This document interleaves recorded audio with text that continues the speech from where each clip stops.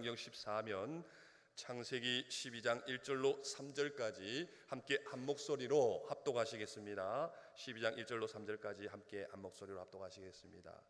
여호와께서 아브라함에게 이르시되 너는 너의 고향과 친척과 아버지의 집을 떠나 내가 내게 보여줄 땅으로 가라. 내가 너로 큰 민족을 이루고 내게 복을 주어 내 이름을 창대하게 하리니 너는 복이 될지라. 너를 축복하는 자에게는 내가 복을 내리고 너를 저주하는 자에게는 내가 저주하리니 땅의 모든 족속이 너로 말미암아 복을 얻을 것이라 하신지라. 아멘. 이 시간 유재중 선교사님 나오실 때에 할렐루야로 맞이하겠습니다. 할렐루야. 박수하겠습니다. 할렐루야. 감사합니다. 처음 올 때는 기대감과 긴장감으로 왔지만 두 번 올 때는 한 번 와봤기 때문에 설레는 마음으로 또 주변 환경과 하늘을 더 누리면서 왔던 것 같습니다. 두 번째 오니까 더 좋습니다. 반갑습니다. 성경에 이제 우리가 선교에 대해서 얘기할 때요, 이것은 하나님에 대한 이야기입니다. 하나님께서 온 세상을 사랑하시고 그 세상을 구원코자 하시는 거죠. 사람이 없어도 이 일을 능히 하실 수 있었는데 하나님께서는 반드시 당신의 백성들을 부르시죠. 누가 나와 함께 이 일을 하겠는가? 라고 부르실 때 아멘, 저 여기 있습니다 라고 응답하는 하나님의 백성들과 그 놀라운 구원의 사역들을 이루십니다. 하나님에 대한 이야기예요. 하나님께서 무엇을 하기 원하시는가, 또는 하나님께서 무엇을 보시는가, 하나님께서 무엇을 가치 있게 생각하시는가, 그렇죠? 그것을 알려면 우리가 하나님이 어떤 분이신 것을 우리가 알아야 됩니다. 근데 우리가 하나님이 어떤 분이신가를 우리가 다양한 방법으로 우리가 알 수 있는데 가장 확실한 방법은 이미 하나님께서 우리에게 주신 이 성경 말씀, 하나님의 러브 레터를 통해서 하나님께서 어떤 분이신지 알게 되고, 처음에는 이제 잘 모르니까 하나님께서 말씀하신 것들 온전히 순종하다가 이제 종 같은 느낌에서 이제 자녀의 느낌이 되는 겁니다. 그리고 친구처럼 되는 거예요. 그때부터는 친구가 또 부모님이 시키는 일만 하는 것이 아니라 이분이 무엇을 좋아하는지 아니까, 그렇죠? 자발적으로 말씀하지 않아도 그렇게 살아가는 것입니다. 그것이 이제 성숙하고 성장한 그리스도인의 삶이 되겠죠. 하나님께서 무엇을 기뻐하시는가에 관심 있으실 것을 믿습니다. 아멘. 오늘은 그 이야기를 좀 더 해보려고 합니다. 우선 PPT 부탁드리고요. 선교라는 단어가 좀 쉽지 않은 주제이기도 합니다. 마치 이제 이 설교를 들으면, 이 강의를 들으면 하나님께서 나를 선교사로 코를 껴가지고 저기 세상 끝으로 보내시면 어떡하나, 혹시 그런 마음으로 좀 조마조마한 분 혹시 계세요? 안 계십니까? 좋습니다. 자, 다행이고, 그런데 이제 우리가 이제 그럼 성경에 선교에 대해서 뭐라고 말씀하고 있는가 좀 저희가 살펴봐야 되는데 문제가 있습니다. 제가 문제를 하나 드릴게요. 선교, 시읒, 니은, 기역, 요, 선교. 이 한글로 된 선교라는 단어가 우리 한글 성경에 몇 번 나와 있을까요? 자, 좀 마음으로 생각해 보시고, 이제 그렇다 싶으면 이제 다들 모르고 나와 나에게 엄지발가락을 까딱까딱 움직이시면 되겠습니다. 그렇죠? 민망하지 않게. 선교는 매우 중요한 하나님의 뜻이기 때문에, 성경의 주제이기 때문에 적어도 3, 9, 27, 66권, 거기엔 한 10번씩은 나오지 않았겠는가? 그래서 660번 이상 쓰여졌을 것이다. 선교라는 단어가요. 한번 까닥까닥 해보실래요? 좀 있으신 것 같기도 하고, 그렇죠? 이상하다. 성경을 꾸준히 읽어봤는데 선교라는 단어를 그렇게 자주 본 것 같지는 않아요. 그래도 100번 이상은 나오지 않았겠습니까? 자, 이번 100번 이상은 나왔을 것 같다. 선교라는 단어가. 자, 발을 까닥까닥 해보십시오. 좋습니다. 발을 까닥까닥 아주 심차게 하시니 몸도 흔들리시는 것 같아요. 좋습니다. 세 번째, 100번은 아닌 것 같고, 어디 있더라? 선교 관련된 요절 한 10개 정도 되는 것 같은데, 자, 세 번째, 그래도 10번 핵심 부분에 나왔을 것 같다라고 하시는 분들은 자, 발가락으로 까닥까닥. 좋습니다. 네 번, 마지막. 놀랍게도 시옷, 니은, 기역, 요, 선교란 단어는 우리 한글 성경에 나와 있지 않다. 상당히 이게 우스운 얘기긴 하지만 그렇죠? 안 나올 수가 있나? 자, 그런 분들은 엄지발가락을 까닥까닥. 자, 답을 발표하자면 우리 한글 성경에는 선교라는 단어가 나와 있지 않습니다. 아셨습니까? 아무리 봐도 선교라는 단어가 없습니다. 우리가 이제 성경을 공부하는 다양한 방법들이 있는데 우리 창세기부터 시작해서 계시록까지 쭉 읽는 방법도 있고요. 먼저 복음서부터 읽은 다음에 사도행전 읽고 다시 창세기부터 들어가는 그런 방법들도 있습니다. 또 어떤 분들은 사랑을 좀 알고 싶어서 사랑이란 단어가 나와 있는 곳을 동그라미 치면서 읽으시는 거예요. 이제 제일 처음에 이제 사랑이란 단어가 어디서 나오냐면 아브라함이 이삭을 바치러 갈 때 바로 그 모리아산에서 최초로 사랑이라는 단어와 예배라는 단어가 거기서 나옵니다. 그렇게 동그라미 치는 거죠. 누가 누구를 얼마만큼 사랑하는가, 누가 누구를 사랑하는데 왜 사랑하는가, 그런 이유들이 나오면서 특별히 하나님의 사랑, 하나님이 주인공일 때, 하나님께서 주어일 때 하나님 백성들 세상을 사랑하실 때는 무조건적인 사랑이구나 알 수 있게 되는 거죠. 그렇게 사랑으로 동글동글 하면서 계시록까지 가고, 이번에 사랑에 대해서 배웠으니까 용서, 그 원수 같은 인간 용서는 해야 될 텐데 하면서 용서에 대해서 배워야지 하면서 이제 창세기부터 용서에 대한 단어가 있으면 동글동글 하면서 계시록까지 오는 겁니다. 그리고 나서 누가 누구를 왜 무엇을 용서하는가, 그것을 공부하기 시작하면 그 용서에 대한 깊이 있는 뜻들을 배울 수 있게 돼요. 그렇게 성경을 읽어보면 참 유익이 있습니다. 잠깐만요. 그럼 선교를 공부하고 싶은데 선교란 단어가 성경에 없다며요? 없습니다. 그러면 뭐예요? 그 성경이 선교를 얘기하지 않고 있는 거고, 그러면 하나님께서 선교에 대해서 얘기하지 않으시는 걸 보니까 선교는 중요한 게 아닌가 봅니다. 이렇게 생각할 수도 있겠죠. 그렇죠? 그렇지만 창세기부터 계시록까지 이 선교를 의미하는 선교라는 단어는 아니지만 많은 형태로 이 선교를 언급하고 있어요. 성경에서 선교는 하나님의 사랑이 땅끝까지 열방에게 증거되는 것, 이것을 바로 선교라고 합니다. 그렇게 볼 때 우리 예전에 이제 그런 찬양들 있었죠. 해 뜨는 데부터 해 지는 데까지 주 이름 찬양 받으리. 해 뜨는 데부터 해 지는 데까지, 해가 안 비치는 곳이 있나요? 그렇죠? 그렇게 하나님의 구원과 사랑이 온 세상에 비출 것이다. 이것이 바로 선교에 대한 구절이겠죠. 모든 백성과 나라와 백성과 방언에서 아무라도 능히 셀 수 없는 큰 무리가 손에 종려와 가지를 들고 흰 옷을 입고 보좌 앞에 어린 양께 경배 드리는 것들, 바로 그런 구절들이 그 하나님의 예배, 하나님의 그 영광 돌리는 자리에 어느 한 민족도 어느 한 언어도 빠짐없이 다 도착한 겁니다. 이런 일이 바로 선교에 대한 구절이죠. 그렇게 따지고 보면 구약부터 신약까지 선교에 대한 구절들을 수백 개, 수천 개를 찾을 수 있어요.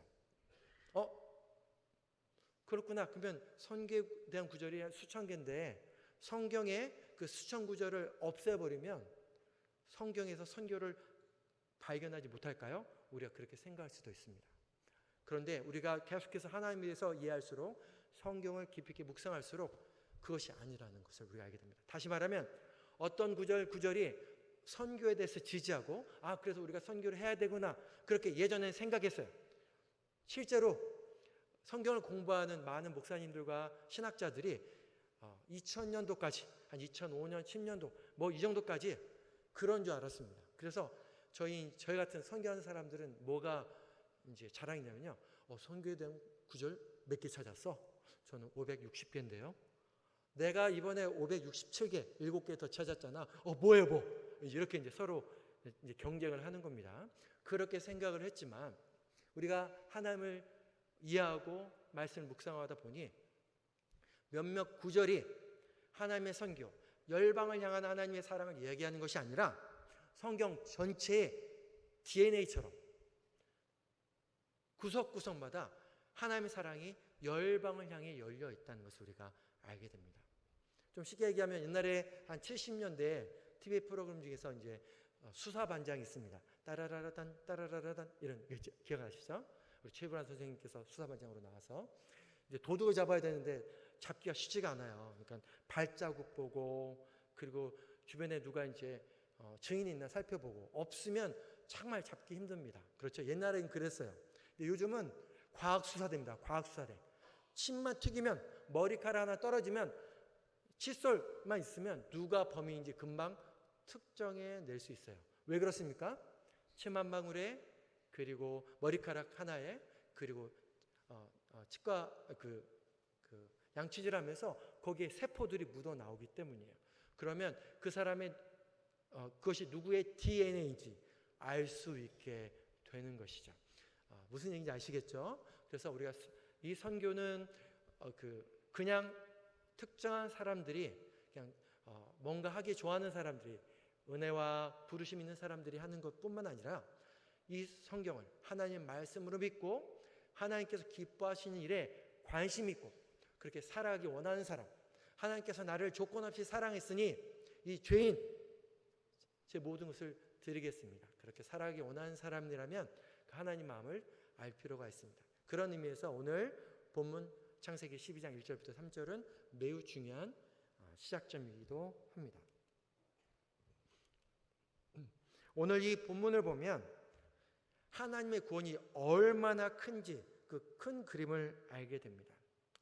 특별히 성경 속에 나타난 몇몇 중요한 인물들, 사건, 그리고 중심되는 여러 가지 말씀과 사건들을 통해서 우리가 좀 하나님께서 무엇을 원하시는가를 살펴보면, 그렇죠? 자세히 볼 수도 있지만, 그럼 때때로 큰 그림을 못 보기 때문에 때때로 그래서 몇 발자국 뒤로 물러나와서 성경을 바라볼 필요가 있습니다.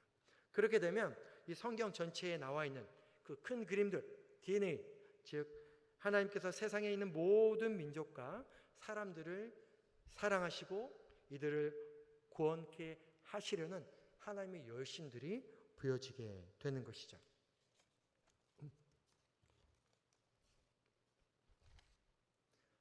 그래서 우리가 성경을 볼수록 느껴지는 것, 이 하나님께서 주인공이신 이 하나님의 선교는 정말 은혜로운 일이다. 이 세상에서 일어나고 있는 가장 아름답고 놀라운 일이라는 것입니다.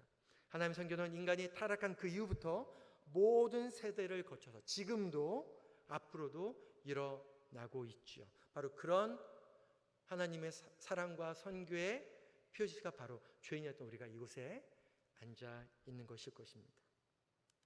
그렇다면 우리가 하나님께서 어떻게 세상과 사람을 구원하시는가를 살펴봐야 되겠습니다. 일단 예수님께서는 초림으로 오셨고 재림하실 때 이 세상의 인류의 모든 역사가 끝납니다. 그렇죠? 죽은 자들이 먼저 일어나고 그리고 산자들이 예수님을 마주하게 되는 것이죠. 그리고 하나님께서 이 땅에 온전한 왕으로 통치하십니다. 하나님께서 왕이 되실 때 정말로 우리가 볼 때 가장 가치 있고 중요한 일은 무엇일까요?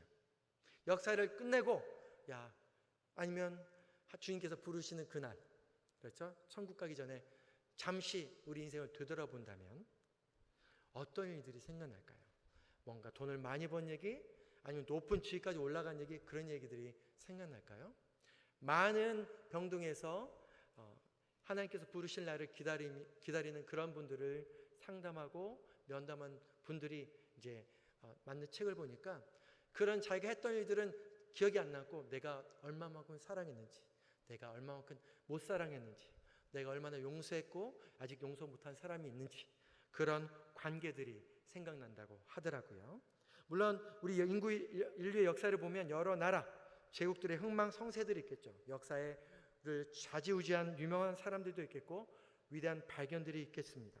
근데 그런 것들이 우리 인류의 역사에 남지는 않는 거죠. 결국 마지막 순간 중요한 것은 하나님께서 어떻게 이 세상과 사람을 구원하셨고 그 중에 내가 있는지, 아마 그 이런 놀라운 구원의 이야기가 남지 않겠습니까? 이 놀라운 구원의 이야기 속에 바로 우리가 있다는 사실, 정말 큰 은혜가 아닐 수 없습니다. 또한 지금 세계 선교는 참 많이 진행 중이고 있어요. 그래서 어떤 분들은 정말 그 주님께서 오시는 그 날이 요만큼, 이만큼 가까워졌다라고 얘기를 합니다. 그래서 어떤 분들은 우리가 지금 사는 동안에 예수님께서 오셔도 하나도 이상하지 않을 거다, 이렇게 얘기하시는 분도 계시죠. 우리가 하나님의 이야기 위해서 성경을 좀 바라볼 필요가 있습니다. 과연 성경에 수많은 이야기들이 있는데 이 이야기를 좀 간단하게 한번 정리해 보면 어떨까요?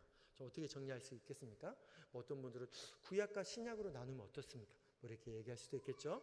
뭐 이스라엘과 교회로 나누면 어떻겠습니까? 뭐 그것도 괜찮겠죠. 십자가 이전과 십자가 이후, 그것도 괜찮겠습니다. 한번 이렇게 나눠보면 어떨까 합니다. 첫 번째는 그리스도 메시아께서 이미 이루신 사역입니다.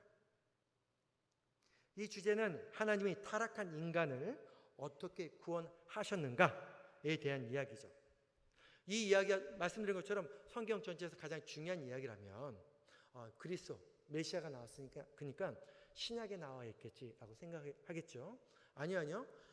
이 그리스도께서 이루신 사역, 이 구원의 사역들이 정말 성경의 중심 주제라면 신약 성경뿐만 아니라 구약에서부터 나와야 합니다. 그래야지 성경 전체를 관통하는 중요한 주제라고 할 수 있기 때문입니다. 자, 그 내용을 우리는 창세기 3장 15절에서 찾을 수 있습니다. 우리 여성 성도님들께서 크게 한번 읽어주시면 감사하겠습니다. 시작.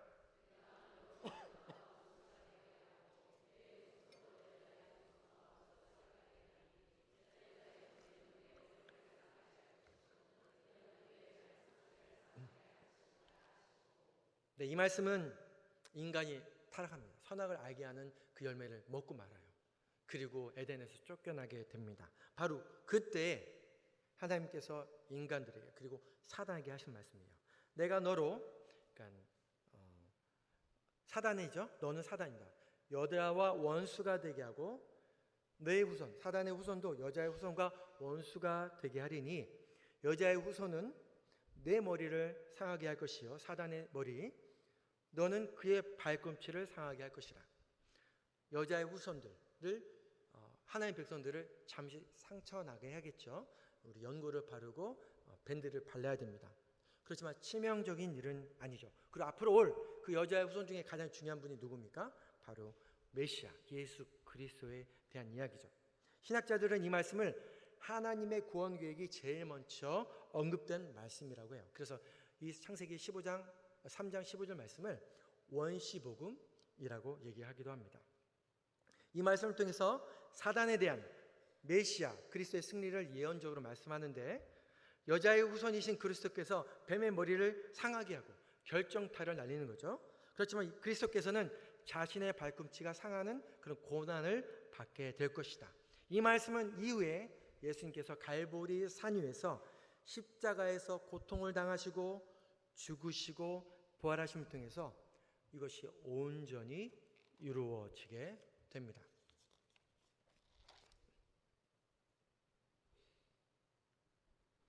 바로 예수님께서 오시는, 몸으로 오시는 그 신약에만 이것이 기록된 것이 아니라 이미 창세기 3장에 앞으로 오실 이 메시아에 대한 기록, 이 메시아가 어떤 일을 하시고 하셨을까, 그리고 앞으로 하실까에 대한 기록들이 나와 있는 거죠. 바로 메시아가 하신 사역, 그리스도께서 이루신 사역은 성경에서 가장 중요한 내용입니다. 고난받는 구세주로서 예수 그리스도는 자신의 목숨을 내어놓으시고 피를 흘리심으로 잃어버린 인간을 구원하시려는 이 구세주, 바로 이것이 성경 전체에 나와 있습니다. 모두가 다 그 구세주를 고대하고 있죠. 시편 22편 1절에 보면 그 메시아에 대해서 미리 기록하고 있고 예언하고 있습니다. 어떤 내용인지 한번 우리 형제 성도님들께서 한번 읽어보시겠습니다. 시작.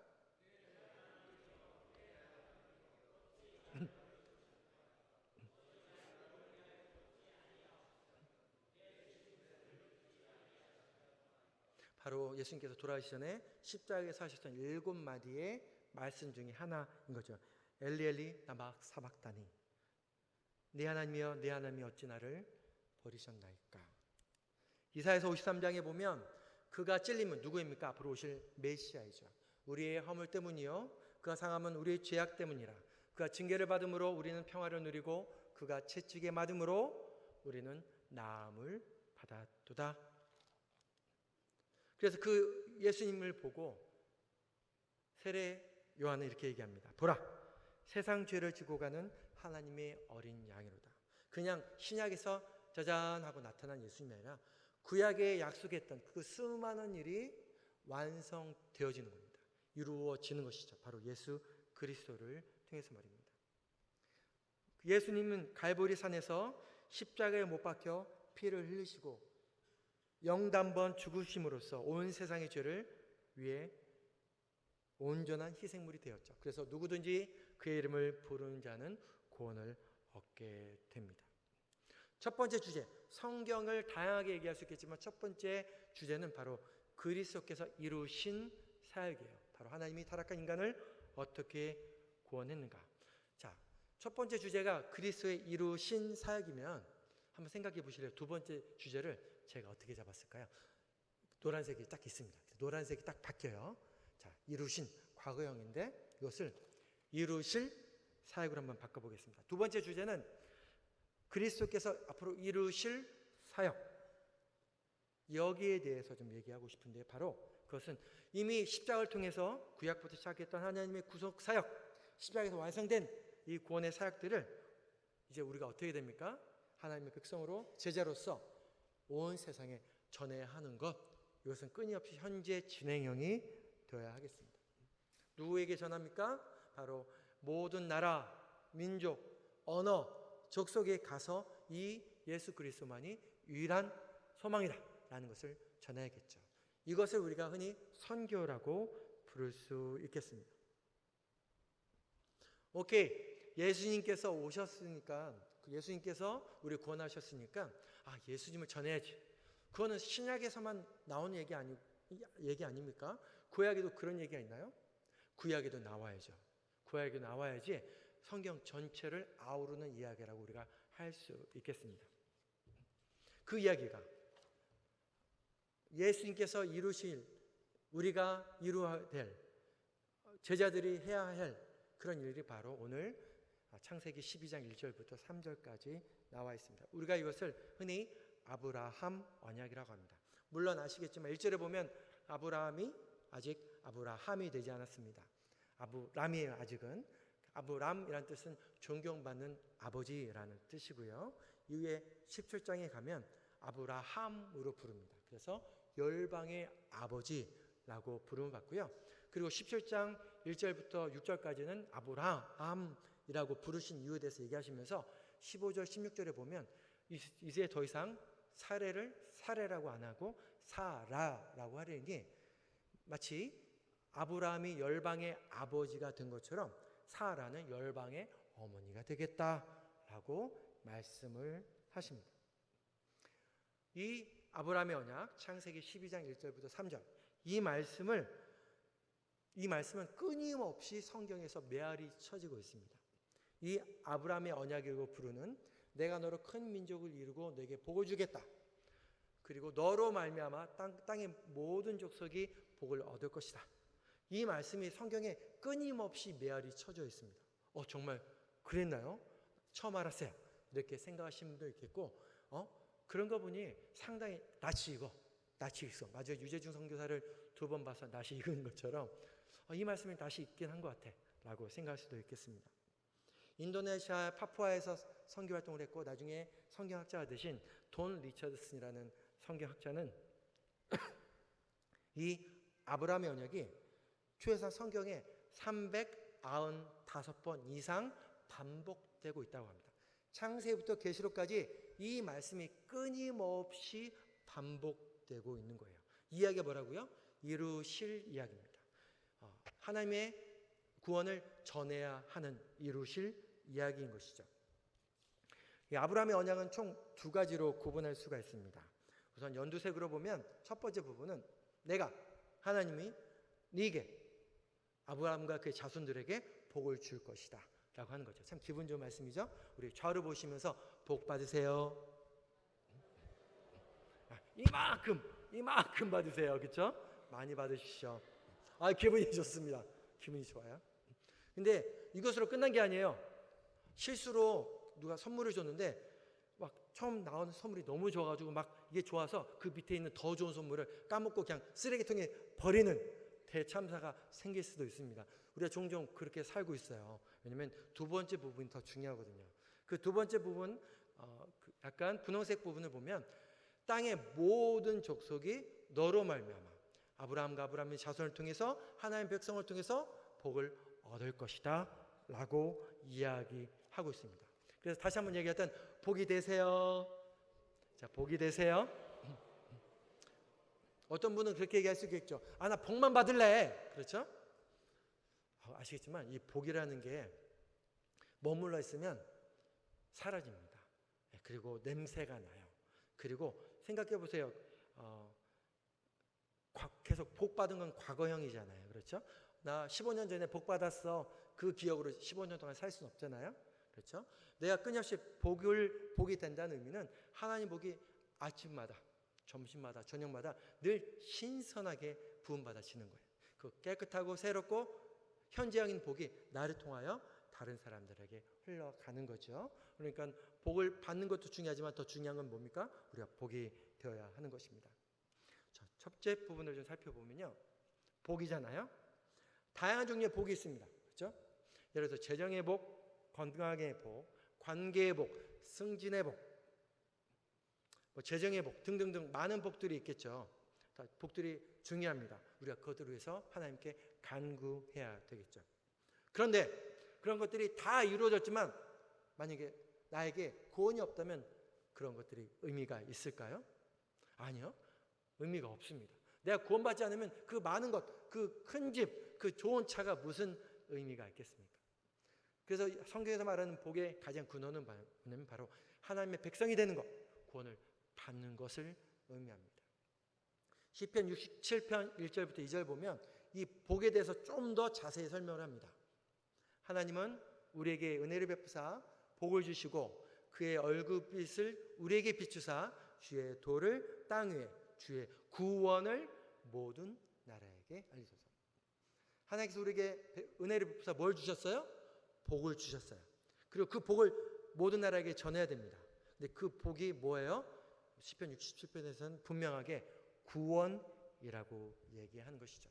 예수 그리스도께서 십자가에서 못 박혀 죽으시고 부활하셨던 그 생명의 복음이 전해져야 되는 것, 이루어져야 하는 것, 바로 이것이 아브라함의 첫 번째 언약의 부분입니다. 그 두 번째 부분은 뭐라고 했죠?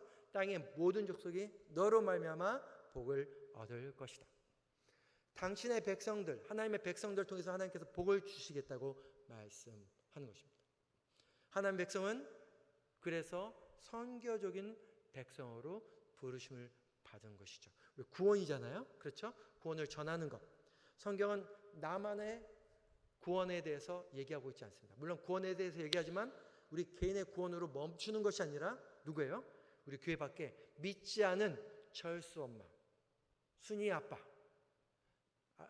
편의점에 있는 알바 청년, 그렇죠? 그리고 구미 안에 있는 다양한 외국인 근로자와 유학생과 난민들, 그런 분들에게 이 구원의 복이 증거되어야 되겠죠. 그래서 전도와 선교를 위한 책이라고 우리가 성경을 말할 수 있습니다. 누구를 통해서? 바로 우리를 통해서입니다. 그런데 말은 좋은데 잘 되어지지 않아요. 여러 가지 어려움들이 있습니다. 이것을 하려고 보니까 좀 도전들이 있어요. 첫 번째, 어떤 도전들이 있냐면 족속들에 대한 그 도전이 있습니다. 땅의 모든 족속들이 너로 말미암아 복을 얻을 것이다. 같은 언어를 쓰고 같은 문화권에 있으면 어렵진 않아요. 말은 통하니까. 그렇죠? 같은 걸 먹으니까 옆에 있으니까 괜찮은데 일단 민족이 다르면 말도 다르고 옷 입는 것도 다르고 사는 것도 다릅니다. 그렇죠? 그러니까 예수님을 전하기 쉽지가 않습니다. 족속, 좀 이제 어려운 얘기지만 이 족속을 성경적으로 해석하면 쉽게 얘기하면 민족들 또는 종족들이라고 얘기할 수 있습니다. 같은 문화와 언어, 관습과 특징을 가진 사람들이에요. 이런 사람들을 전 세계적으로 보면 약 16,400개 정도의 민족이 있다고 합니다. 그러니까 국가적으로 보면 유엔에 등록되어 있는 국가 수가 약 195개예요. 그런데 물론 거기에 포함되어 있지 않은 나라들이 약 3, 40개 되니까 뭐 230개 정도 된다고 할 수도 있겠습니다. 근데 230개 정도의 국가에 우리가 복음을 전하러 다 간다고 그것이 끝난 게 아니에요. 왜냐하면 그 안에 수많은 사람들이 있기 때문입니다.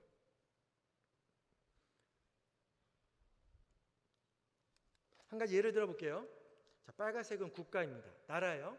한국 같은 경우는 한국 안에 한국 사람들이 최소한 96.5% 이상이 있습니다. 약 3.5% 정도가 외국 분들이에요. 이제 우리 통계를 보니까 한국에 약 350만에서 400만 전후로 외국 분들이 돌아와 계시는 겁니다. 우리가 5천만이라고 생각할 때, 그렇죠? 5천만 중에서 400만, 곧 있으면 500만이 돼요. 그럼 어떻게 돼요? 10분의 1이 외국 분들이 되는 겁니다. 가까이 있는 거예요.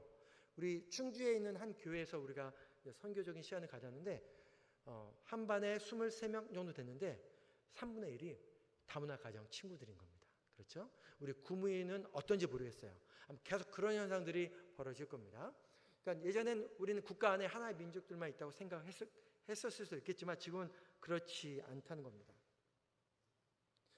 예를 들어 국적만 보면 중국 사람들이 제일 많이 들어와 있고 베트남, 태국, 일본, 미국, 우즈베키스탄, 필리핀 순으로 우리나라에 많이 들어와 계십니다.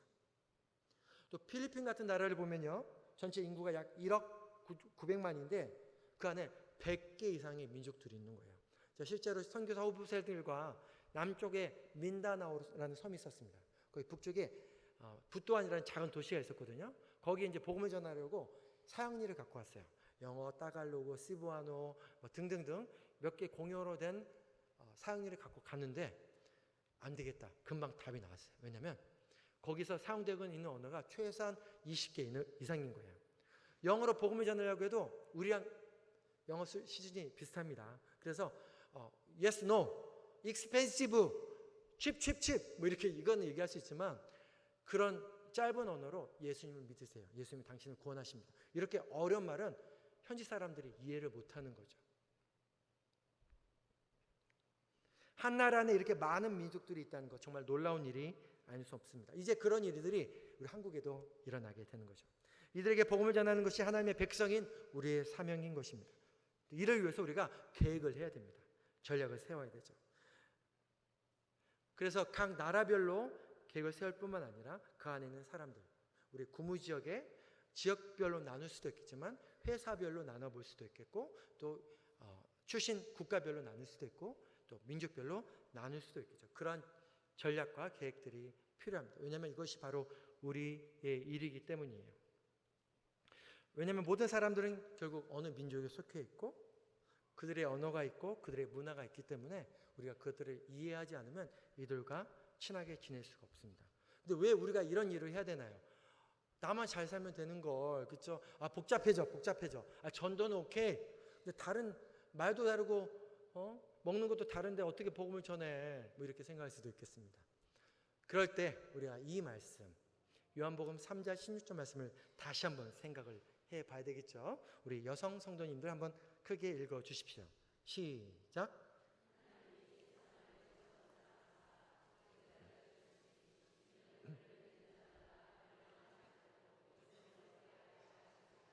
우리가 외우고 있죠. 세상을 향하신 하나님의 뜻이 무엇입니까? 이 말씀 보면 하나님이 세상을 이처럼 사랑하셨다고 해요. 지난주 기억나세요? 서로 사랑하라. 근데 우리는 그 서로를 교회 안에 있는 그리스도인들로만 제한을 한다면 어떤 일이 벌어져요? 마치 등산 동아리처럼 자전거 동아리처럼 그냥 동아리 모임이 되는 거예요. 초대교회 사람들이 모든 백성에게 칭송을 받았고 주님께 돌아온 사람들이 날로 더해졌다라고 얘기했는데 교회 있는 사람들이 교회 밖에 있는 사람들을 사랑하지 않았다면 그 밖에 있는 사람들이 예수님을 믿을 이유가 없는 겁니다. 하나님이 그런 세상을 사랑하셨어요. 예수님을 여전히 미워하고 있고 예수님 믿는 사람들을 핍박하고 있는 예수님 믿는 사람들을 저주하고 그리고 조소하고 있는 특별히 21세기에 그런 일들이 많이 벌어져요. 적어도 70년대, 80년대 그렇게 욕은 안 해도 기대하는 바가 있었던 것 같아요. 그렇죠? 교회 다니는 사람이 그러면 돼? 믿지 않는 사람들도 야, 교회 다니는데 그러냐? 이렇게 얘기를 했었습니다. 적어도 교회 다니면 달라야 되지 않겠니? 아마 그런 시선들이 있었겠죠. 이 세상을 그처럼 사랑하사 독생자를 주셨다는 겁니다. 누구를 위해서요? 바로 그리스도인을 포함한 모든 사람들을 위해서요. 예수를 믿어 멸망하지 않고 영생을 얻는 것, 이 복음이 모든 민족에게 전해지고 그 민족의 언어로, 문화로 전달되어져서 그들이 믿음으로 반응하는 것, 그리고 구원을 받는 것을 예수님께서 원하시는 겁니다. 바로 그 일 때문에 십자가에 달려 죽으신 것이죠. 일단 언어가 통하지 않아요. 다양한 민족들에 대한 어려움이 있습니다. 또 두 번째 문제는 지리적인 도전들이 있어요. 일단 한국에 들어온 많은 분들이 계십니다. 그래서 저희가 예전에는 인천공항이나 김해공항을 통해서 나가야지 외국 사람들을 만날 수 있었어요. 근데 지금 어떻습니까? 문만 열고 나가면 다른 나라에서 온 사람들이 많아요. 그래서 요즘은 우리가 무슨 얘기를 하냐면 문 앞 선교라고 합니다. 문만 열면 만나기 때문에. 어쨌건 그런 사람도 있지만 더 많은 사람들이 저 건너편에 있는 거죠. 그런 사람들에 대한 성경 말씀이 여기 창세기 28장 14절에 있습니다. 우리 남성 성도님들 한번 같이 한번 읽어 보겠습니다. 시작.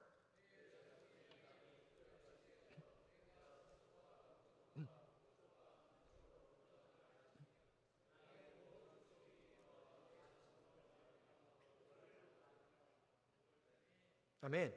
여기서 너는 아브라함을 지나 이삭을 지나 야곱에게 나오는 겁니다. 하나님께서 야곱에게 그 할아버지에게 하셨던 그 언약, 약속을 다시 상기시키는 거예요. 여전히 유효하다라고 하는 겁니다. 뭐라고요? 너희 자손이 땅의 티끌처럼 많아지겠다라고 하는 거죠. 그리고 동서남북으로 퍼져나갈 것이다 라고 얘기합니다. 우리가 흔히 티끌하면 어떤 생각들을 하냐면 많다라고 생각합니다. 많다. 아브라함에게 즐겁게 사용하셨던 세 가지 표현이 있습니다. 너희 자손이 어떻게 해요? 하늘의 별처럼 많아질 것이다. 그렇죠? 바닷가의 모래처럼 많아질 것이다. 땅의 티끌, 먼지처럼 많아질 것이다 라고 합니다. 아주 중요한 표현이에요. 왜냐하면 정말 그 하나님께서 아브라함이 말씀하신 그런 말씀들이 성취되어 가기 때문입니다. 그 성취된 모습이 나중에 계시록에 보면 어떻게 나오냐면 이일 후에 내가 보니 아무도 셀 수 없는 큰 무리가 나왔다고 합니다. 셀 수 없는 큰 무리. 얼마 많은지 셀 수 없는 거예요. 구약에서는 하늘의 별, 바다의 모래, 땅의 티끌이라는 표현은 신약으로 오면 어떤 표현으로 바뀌냐면 아무도 셀 수 없는 큰 무리라 이런 표현으로 바뀝니다. 그 아무도 셀 수 없는 큰 무리가 누구예요? 구원받은 무리이죠. 여러 가지 골치 아픈 2단, 3단, 4단 중에 여호와 증인 같은 경우는 14만 4천만 그 구원을 받을 수 있다고 합니다. 아마 14만 4천만 갔으면 아마 벌써 기원전 몇 년에 다 끝났을 거예요. 우리는 아무런 쓸데없는 일을 하고 있는 겁니다. 그렇죠? 아니요. 우리 하나님은 그렇지 않아요. 뭐라고 약속하셨어요? 하늘의 별들 셀 수 있습니까? No, no, no. 바다의 모래는 어떻습니까? 한 우쿤만 파도, 그렇죠? 한 우쿤만 파도 80억 개는 되지 않겠습니까? 될 거예요. 그렇죠? 땅의 티끌들은 또 어떻습니까? 근데 이 땅의 티끌은 좀 더 새로운 게 뭐냐면 퍼진다는 겁니다. 서쪽과 동쪽과 북쪽과 남쪽으로 퍼져 나갈지며 퍼져 나가는 것이 매우 중요합니다. 왜요? 하나님께서 인간을 창조하시고 나서 창세기 1장 27절 28절에 이렇게 얘기합니다. 생육하고 번성하여 땅에 충만하라 다스리라. 땅에 충만하려면 어떻게 돼요? 한 곳에 머물러 있으면 됩니까? 아니요. 흩어져야 돼요. 그렇죠? 흩어져서 어떻게 해요? 하나님의 백성으로서 하나님을 대리해서 통치하고 다스리는 겁니다. 그렇죠? 그런 일이 바로 하나님께서 원하시는 거예요. 그래서 하나님의 백성들은 퍼져 나가야 됩니다. 생육하고 번성하여 땅에 충만하기 위해서. 그런데 이것을 안 한 인간들이 있어요. 성경에서는 대표적인 사건으로 바벨탑 사건을 언급합니다. 창세기 10장과 11장에 보면 사람들이 점차 많아집니다. 그래서 점차 시날 평지를 지나가요. 여기 물도 있고 땅이 넓어요. 우리가 다 먹고 살기 좋은 것 같아요. 사람들이 욕심이 생깁니다. 거기다 탑을 짓습니다. 그러면서 두 가지 참담한 얘기를 합니다. 첫 번째는 뭐라고 했냐면 탑을 높게 지어서 우리 이름을 높이 내자라고 합니다. 이름을 높이 낸다라는 뜻은 구약으로 보면, 구약적으로 하면 영광을 취하겠다, 하나님의 영광을 도둑질하겠다라는 뜻이에요. 그 영광은 오직 누구에게만 있습니까? 하나님께만 있는 말입니다. 감히 피조물인 주제에 하나님의 영광을 도둑질하는 거예요. 두 번째 잘못이 있습니다. 지으면서 뭐라고 한 줄 아세요? 흩어짐을 면하게 하자. 흩어지는 게 왜 중요하다고요? 우리는 흩어져야만 합니다. 아유, 우리 교회 좋잖아요. 여기서 다 같이 살아요. 일주일 내내 여기서 먹고 자고 합시다. 그렇죠? 아니요. 교회는 그런 곳이 아닙니다. 함께 모여서 예배 드리고 교제하고 위로받고 힘을 얻어서 다시 세상으로 나아가야 됩니다. 흩어져야 돼요. 왜요? 우리에게는 그러한 사명이 있기 때문입니다. 그래서 하나님께서는 언어를 흩으셔서 사람들이 더 이상 얘기 못하게 하고 비자발적으로 흩어지게 하셨죠. 이 땅의 티끌은 흩어지는 그런 성질을 잘 나타낸 대표적인 구절입니다. 이 놀라운 약속, 그렇죠? 우리가 복을 받을 뿐만 아니라 복이 되겠다. 그것만 해도 막 기뻐요. 아브라함은 너무 행복합니다. 근데 거기서 하나님께서 멈추지 않고 거기다 보증서를 쓰시는 거예요. 보증서. 여러분 아시죠? 보증 함부로 하면 안 됩니다. 아시죠? 그렇죠? 엄마, 아빠, 자녀들 보증서 함부로 쓰면 안 됩니다. 그렇죠? 근데 하나님께서 아브라함이 요구하지도 않았는데 보증서를 쓰신대요. 보증서를. 왜 쓰실까요? 밑에 보면 또 내시로 말미암아 천하 만민이 복을 받으리니 이는 네가 나의 말을 준행하였음이나 하셨다 하라.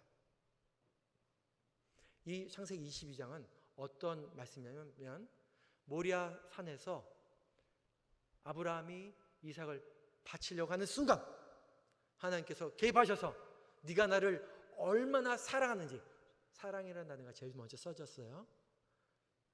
내가 다시 한번 알아노라 하면서 이 언약을, 복을 받고 복이 되는 이 언약을 새롭게 하시는 겁니다. 그래 아브라함아, 네가 나를 사랑하는구나. 나 또한 너를 사랑한다. 12장에서 했던 그 약속이 여전함을 내가 보증하마 라고 얘기하십니다. 왜 하나님께서 보증을 하실까요? 왜 보증서를 발급합니까? 저 이제 결혼한 지 한 20년 넘었는데 이 다이아몬드 결혼 반지에 보증서가 아직도 있습니다. 그래서 이제 몇 캐럿에 크기가 어떻고 탁도가 어떻고 이런 게 써져 있어요. 그래서 이제 그냥 이걸 팔 때보다 그 보증서랑 같이 갖고 가면 좀 더 쳐주나 봅니다. 물론 팔 생각은 없습니다. 결혼 반지니까. 그렇죠? 근데 왜 보증을 하셨을까요? 우리가 성경에 많은 곳에서 찾을 수 있지만 히브리서 6장 17절에 보면 하나님은 당신의 약속을 기업으로 받는 자들에게, 그러니까 아브라함은 그 얘기를 직접 들었으니까 문제 없지만 앞으로 그 자녀의 자녀의 자녀의 자녀의 자손의 자손의 자손의 자손이 끊임없이 이어지면서 하나님께서 우리에게 그런 약속을 주셨대. 그렇죠? 정말 약속을 주셨나? 야, 벌써 열대, 벌써 300년 전의 이야기야. 그게 맞아? 아마 그런 생각을 할 수도 있었겠죠? 사람이 그렇게 믿음이 없어서. 그런 사람들을 향하여 그 뜻이 변하지 아니함을 충분히 나타내시려고 그 일을 맹세로 보증하셨다라고 얘기합니다. 바로 우리 벌써 2000년 전의 이야기, 그리고 수많은 민족들을 거쳐서 온 이 구원의 이야기가 지금도 여전히 유효하고 동일한 것이 바로 하나님께서 약속을 하셨다, 보증서를 쓰셨다는 거죠. 그렇다면 이 보증서를 받는 사람들이 누구입니까? 누가 이 보증서를 받게 된 상속자예요? 갈라디아서 3장 29절에 보면 너희, 우리입니다. 우리가 그리스도의 것이면 곧 아브라함의 자손이요 약속대로 유업을 이을 자니라. 우리가 예수님을 믿는 그 순간 우리가 구원을, 소망을 누리는 것뿐만 아니라 이제 우리에게 어떤 복이 생겨요? 복의 통로가 되는 그런 은혜가 주어졌다라는 것을 성경은 말씀하고 있습니다. 이 부분에 대해서 예수님도 말씀하세요. 물론 성경 전체가 예수님에 대해서 얘기하시지만 예수님께서 간혹 본인이 이 땅에 오신 이유를 종종 설명하셨습니다. 왜냐하면 제자들은 여전히 나의 구원, 우리 이스라엘 민족의 구원만을 위해서 생각을 했거든요. 실제로 그랬습니다. 다니엘서와 에스겔서에 보면 이스라엘 백성을 구원할 메시아가 올 것이다. 정치적인 메시아, 왕 같은 메시아가 올 것이라고 생각을 했던 거죠. 그러니까 제자들은 이 예수님이 그런 예수님이라고, 그런 왕이라고 생각했습니다. 한 자리 좀 해먹을 생각을 어느 정도까지는 했던 겁니다. 예수님께서 부활하시고 승천하시기 전에 다락방에서 많은 말씀들을 하십니다. 우리 누가복음 24장 48절 말씀, 이 말씀을 자매 성도님들께서 한번 읽어보시겠습니다. 시작.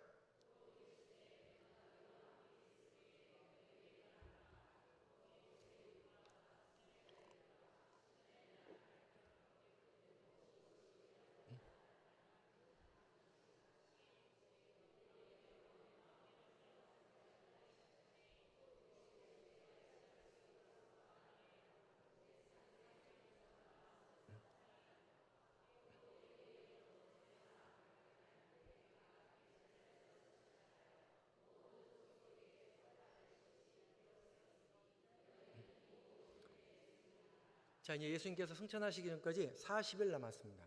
여러분 이제 수능이 40일 남았어요. 그럼 어떻게 됩니까? 이제 처음부터 기초부터 다시 열어볼 시간이 없어요. 그동안 배웠던 것을 핵심 정리를 하는 겁니다. 바로 예수님께서 이 땅에 오셔서 3년 동안 공생애 하시면서 본인이 하셨던 이 일을 요약하시는 거예요. 그리고 이 일에 여러분이 증인입니다 라고 얘기하는데, 이것을 두 개로 나누면 이렇습니다. 그리스도가 고난을 받고 제3일에 죽은 자 가운데서 살아날 것과, 이미 살아나셨어요. 메시아가 그리스도께서 이루신 사역입니다. 근데 그것으로 끝나는 게 아니에요. 어떻게 돼요? 또 그의 이름으로 죄 사함을 받게 하는 회개가 예루살렘에서 시작하여 모든 족속에게 전파될 것이 기록되었으니, 뭐라고요? 모든 족속에게 전파되어야 된대요. 모든 민족들에게 전파되어야 된대요. 누가요? 우리가 증인이기 때문입니다. 이것이 바로 그리스도의 이루실 사역. 성경 전체를 우리가 이 두 개의 주제로 나눠 볼 수 있다는 말인 것입니다. 이렇게 하면서 제자들의 마음을 열고 예수님께서 이 땅에 오신 이유를 깨닫게 되는 거죠. 이제 이 하나님의 선교, 열방을 향하는 이 선교에 하나님께서 당신의 백성들을 부르십니다. 얼마나 기쁜 일이 아닙니까? 마태복음 28장 18절부터 20절은 대표적인 선교에 대한 말씀입니다. 예수께서 나와 말씀하여 이르시되 하늘과 땅의 모든 권세를 내게 주셨으니 그러므로 너희는 가서 모든 민족을 제자로 삼아 아버지와 아들과 성령의 이름으로 세례를 베풀고 내가 너에게 분부한 모든 것을 가르쳐 지키게 하라. 보일지어다 내가 세상 끝날까지 너희와 항상 함께 있으리라. 이미 우리가 앞에 아브라함 언약을 배웠기 때문에 이 말씀이 더 와닿습니다. 특별히 뭐가 와닿습니까? 너희는 가서 모든 민족을 제자 삼아. 너희는 이제 흩어져서 모든 민족을 제자 삼으라고 이야기하는 것입니다. 이것을 우리가 흔히 대위임령이라고 해요. 대위임령. 명령이 아니라 위임령. 보통 명령은 주인이 종에게 하는 겁니다. 종은 주인의 뜻을 알 리가 없어요. 근데 성경이 뭐라고 합니까? 종은 주인의 뜻을 알지 못하지만 내가 너희를 친구로 불렀나니, 너희를 자녀로 불렀나니, 자녀는 부모의 뜻을, 친구는 친구의 뜻을 아는 거죠.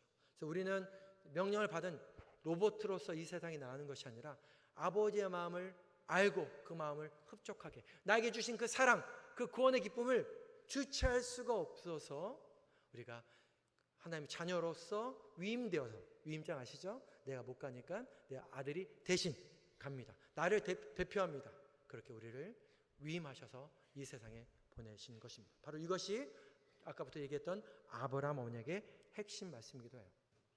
이 말씀 역시 예수님께서 직접 새로 고안하실 수도 있지만 이 말씀은 결국 아브라함의 언약, 창세기 12장부터 28장까지 있었던 너희가 복을 받고 복이 되겠다, 이 말씀의 또 다른 표현인 것이죠. 계속해서 재확인합니다. 395번 이상 계속해서 울리시는 거예요. 우리가 무엇을 해야 될까? 그리고 약속하시죠. 너희가 세상 끝날까지 그러는 가운데 내가 너희와 함께 하겠다. 임마누엘 하겠다라고 말씀하십니다. 세상 끝날까지 함께 하겠다. 잠깐만요. 세상 끝날에 대해서도 좀 얘기할 필요가 있습니다. 왜냐하면 우리는 세상 끝날을 기다리기 때문입니다. 예수님께서 처음 오셨을 때 우리가 흔히 초림, 처음으로 임하셨다라고 얘기하고요. 예수님께서 다시 오신 그날을 다시 오신다 해서 재림이라고 얘기합니다. 그러니까 우리는 초림을 지나서 재림을 앞선 그 사이 어디인가 지금 살고 있는 거예요. 2024년 그렇죠? 6월 23일 그 어디쯤에 우리가 구미에서 살고 있는 겁니다. 근데 왜 예수님께서 한 번에 오셔서 끝내지 않고 왜 이렇게 텀을 주셨을까요? 왜 시간차 구원을 하셨을까요? 바로 초림과 구원 재림 사이에 하나님 백성들이 해야 될 일이 있기 때문입니다. 우리 같이 한번 읽어보겠습니다. 시작. 이 천국 복음이 모든 민족에게 증언되기 위하여 온 세상에 전파되리니 그제야 끝이 오리라. 우리가 이 모든 민족 하면 누구 생각해요? 아브라함의 언약. 온 세상 하면 뭐를 생각해요? 선교. 이렇게 생각하는 거죠. 예수님께서 제자들에게 대답합니다. 제자들이 물어보죠. 언제 세상이 끝이 옵니까? 그날은 우리 아버지밖에 모르는데 하면서 힌트를 주세요. 어떤 힌트입니까? 이 천국 복음이 모든 민족에게 증언되기 위하여 온 세상에 전파될 때 끝이 온다. 근데 여러분 어떻게 복음이 전파됩니까? 바로 증인들이 전파하는 거죠. 그렇죠? 우리 같은 주의 백성들이 흩어지는 겁니다. 하나님께서 우리에게 맡겨주신 그 가정으로 다시 돌아가는 거예요. 하나님께서 우리에게 주셨던 그 학교와 그 직장, 우리 이웃들에게 돌아가는 겁니다. 다시 흩어져야 돼요. 그것이 우리가 월요일부터 토요일까지 살아가는 가장 중요한 이유 중에 하나입니다. 바로 이 사이가 마치 가나의 혼인잔치 때 술이 다 떨어져서 당하고 있는 그 주인이 어머니 마리아에게 얘기하고 그 마리아는 예수님께 부탁합니다. 예수님은 인간관계도 없는 그 하인들에게 물을 채우십시오라고 얘기하죠. 그냥 순종합니다. 순종하니 어떻게 돼요? 포도주가 됩니다. 5병이요 7병이요 사건 때 어떻습니까? 가진 게 별로 없었어요. 그냥 그 제자들이 열심히 빵과 물고기를 나릅니다. 그래서 어떻게 돼요? 5,000명이 또는 4,000명이 배불리 먹고 남게 되는 거죠. 바로 우리는 이 시기에 살면서 우리가 해야 되는 일은 무엇입니까? 바로 하나님께서 우리에게 주신 생명의 떡과 생명의 물고기 이것을 끊임없이 전달하고 나누어 주는 그런 뭐라고 하죠? 배민 택배 그렇죠? 복음의 택배 일꾼들이 되어야 하는 것입니다. 예수님께서는 아브라함을 자주 언급하셨습니다. 누가복음 13장 29절에 보면 사람들이 동서남북으로부터 와서 하나님 나라 잔치에 참여하리니라고 했잖아요. 근데 동일한 사건을 마태복음에서 좀 더 자세히 얘기합니다. 너에게 이르노니 동서부터 많은 사람이 이르러. 누가요? 구원받은 사람들이 이르는 겁니다. 근데 거기에 누가 있어요? 아브라함과 이삭과 야곱이 있어요. 왜 중요합니까? 이 약속을 처음 누구에게 했어요? 아브라함에게 했고 이삭에게 했고 야곱에게 했고 그리고 우리들에게 했습니다. 그러니까 이 사람들이 증인들이에요. 그렇죠? 이 언약이 이루어진 그 현장에 증인으로 서 있는 겁니다. 근데 보세요. 수많은 사람들이 구원을 입고 옵니다. 근데 그 식사 장소를 보세요. 만약에 한 5명 정도 모였으면 우리가 그걸 잔치라고 하지 않습니다. 그렇죠? 그냥 식사 모임. 그렇죠? 좀 많아. 20명. 그러면 좀 큰 모임. 그래서 우리가 20명 정도를 잔치라고 굳이 부르지 않습니다. 이 잔치가 어떤 잔치입니까? 구원의 잔치인 거예요. 그 잔치에 누가 옵니까? 동서남북에서 아무도 할 수 없는 수많은 사람들이 참여하는 거죠. 그 구원의 잔치인 것입니다. 어디서 와요? 동서남북으로 흩어졌던 하나님의 티끌 같은 백성들을 통하여 그 동서남북에서 구원받는 사람들이 오게 되는 것입니다. 그런 사람들이 계시록 7장 9절에 보니 사도 요한이 환상으로 보는 거죠. 이일 후에 내가 보니 각 나라와 족속과 백성과 방언에서 아무도 능히 셀 수 없는 큰 무리가 와서 그렇죠? 아무도 능히 셀 수 없어요. 우리가 뭘 생각합니까? 하늘의 별, 바다의 모래알, 세상의 티끌 옵니다. 흰옷을 입고 손에 종려가지를 들고 보좌 앞과 어린 양 앞에 서서 큰 소리로 외쳐 이르되 구원하심이 보좌에 앉으신 우리 하나님과 어린 양께 있도다 라고 얘기하는 것이죠. 네, 알겠습니다. 우리에겐 그런 아브라함의 언약이 사라의 언약이 있군요. 그 언약이 나의 것이었습니다. 나는 왜냐하면 그 상속자이기 때문입니다. 그 언약엔 두 가지 선물이 있는데 복을 받는 선물과 복이 되는 선물들이에요. 그렇게 수백 년, 수천 년을 이어왔습니다. 그렇게 복음이 전파되었죠. 과연 지금 얼마만큼 많은 사람들이 동서남북에서 왔는지 한번 살펴볼까요? 많은 사람들이 복음을 받았습니다. 인류 역사상 지금 아주 놀라운 때예요. 무슨 때입니까? 인류 역사상 지금만큼 2024년만큼 전 세계에 그리스도인들이 많아 본 적은 없습니다. 인류 역사상 5대양 6대주에 그리스도인이 있어 본 적이 없었어요. 적어도 195개국, 130개국 이상의 나라에 대부분 모든 나라에 그리스도인들이 있습니다. 우리가 16,500개의 민족이라고 하는데 그 중에서도 상당히 있는 거예요. 대단한 일입니다. 그렇지만 아직도 숙제들이 있어요. 아직도 추수할 대상이 있습니다. 예수님 때부터 얘기하셨죠. 보라, 들여보라, 희어져 추수할 것은 많은데 일꾼이 없도다. 예수님께서 특별히 뭐라고 부탁하십니까? 주인에게, 아버지께 얘기해서 추수할 일꾼을 좀 보내달라라고 예수님께서 특별히 부탁하는 거예요. 우리에게 말씀하십니다. 우리에게 그런 초청장을 주시는 거죠. 언제까지 받아 먹는 것으로만 만족할 것인가? 이제 그 오병이어를 나누어야 되지 않겠는가? 추수의 대상이 약 7천여 개의 미전도 종족이 있습니다. 복음이 증거되지 않은 곳. 그 안에 65억 정도의 비신자가 있다고 얘기합니다. 걱정 마세요. 너무나 많은데 이거 할 수 있겠어? 걱정 마세요. 왜냐하면 우리에게는 그런 일꾼들이 있기 때문입니다. 전 세계에 우리 교회가 몇 개인 줄 아세요? 최소한 500만 개입니다. 대단하죠? 500만 개. 그리고 깨어있고 이 주일날 오후에도 예배드려 나온 이런 뜨거운 마음을 가진 그리스도인들이 최소한 7억 명 이상 되는 것 같아요. 이제 그렇게 해서 나눠보면 됩니다. 어떻게 해요? 714개의 교회당 힘을 합쳐서 한 개의 미전도 종족을 섬기면 됩니다. 한 교회가 섬기는 것이라면 좀 힘들 수도 있겠죠. 왜냐하면 큰 교회도 있고 작은 교회도 있고 그렇죠? 그렇지만 700교회가 한 민족을 섬긴다면 해볼 만하지 않겠습니까? 그렇죠? 또한 그리스도인들이 한 명이면 주변에 10명 정도의 비그리스도인들이 있습니다. 우리 주변에. 그들에게 어떻게 해요? 소금과 빛으로 살면 됩니다. 1대 10이면 더 힘든데요. 여러분, 바닷물에 소금이 몇 %인 줄 아십니까? 2, 3%예요. 2, 3%에도 족합니다. 우리는 10명당 1명이니까 10%예요. 그렇죠? 10% 이상 물이 되면 사람이 그 물 위에 둥둥 뜹니다. 그렇죠? 이미 하나님께서 우리에게 주신 이러한 기회들은 많다는 겁니다. 그래서 이 일을 단순히 몇몇 열심히 있는 사람들, 전도 폭발을 마치신 분들, 일에 헌신되신 분들, 우리 교역자님들만 하는 것이 아니라 우리 모두가 일에 동참하는 것, 하나님과 동행하는 것, 하나님과 감히 동역하는 것.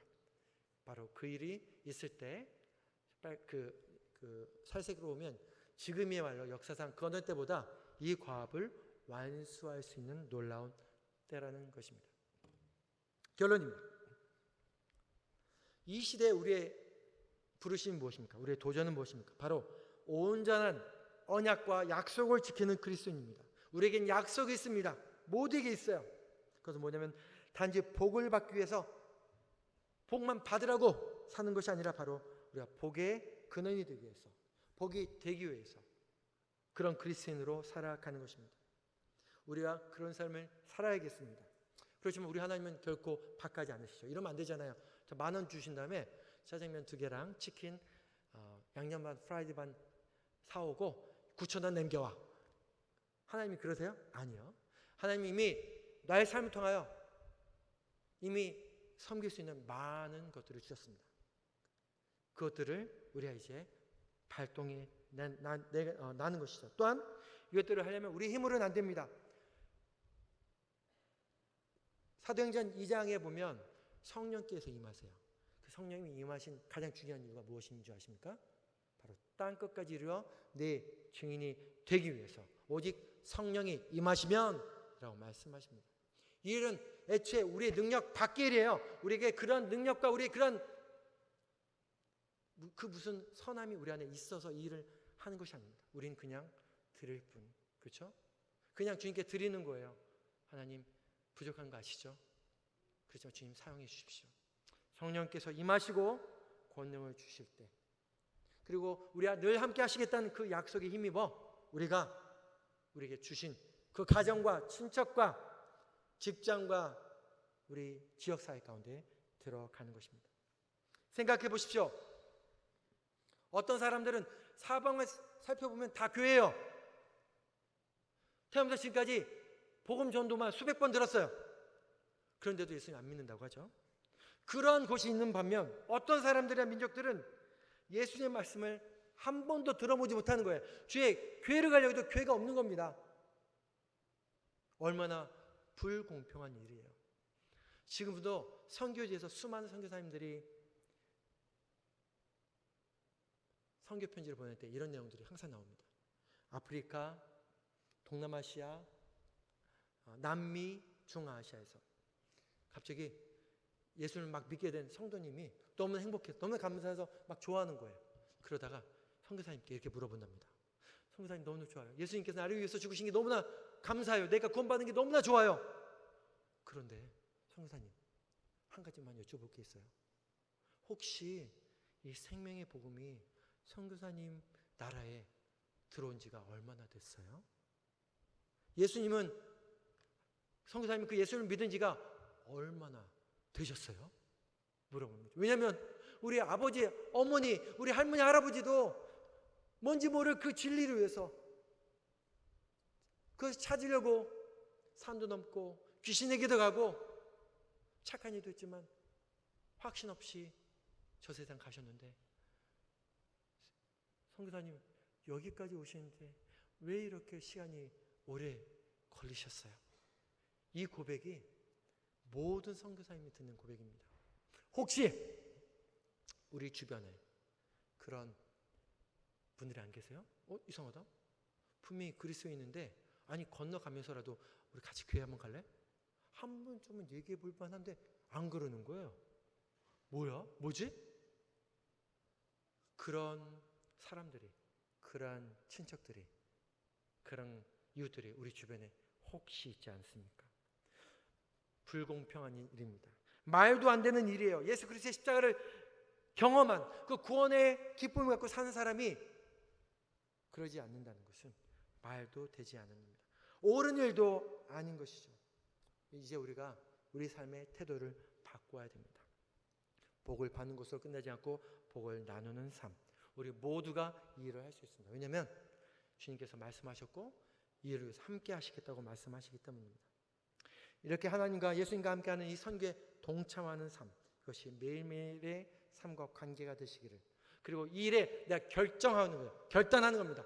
오늘 나가서 내 주변에 있는 사람들을 살펴보고 아직 복음을 듣지 않거나 뻗팅기고 있는 사람들, 내가 예수님께서 그랬던 것처럼 그만큼 못하더라도 내가 그 사람을 위해서 목숨 걸고 기도해야 되겠다. 안 돼요. 지금 30년 동안 기도했는데도 안 되는 걸요. 그런 분들 계시잖아요. 우리 부모님들, 우리 자녀들, 우리 친척들, 그런 분들 계시잖아요. 기회가 없는 것일까요? 아니요. 하나님의 때는 속히 올 것입니다. 오늘 이 시간 그러한 결단들을 하는 시간 되시길 예수님의 이름으로 축복합니다. 같이 기도하시겠습니다.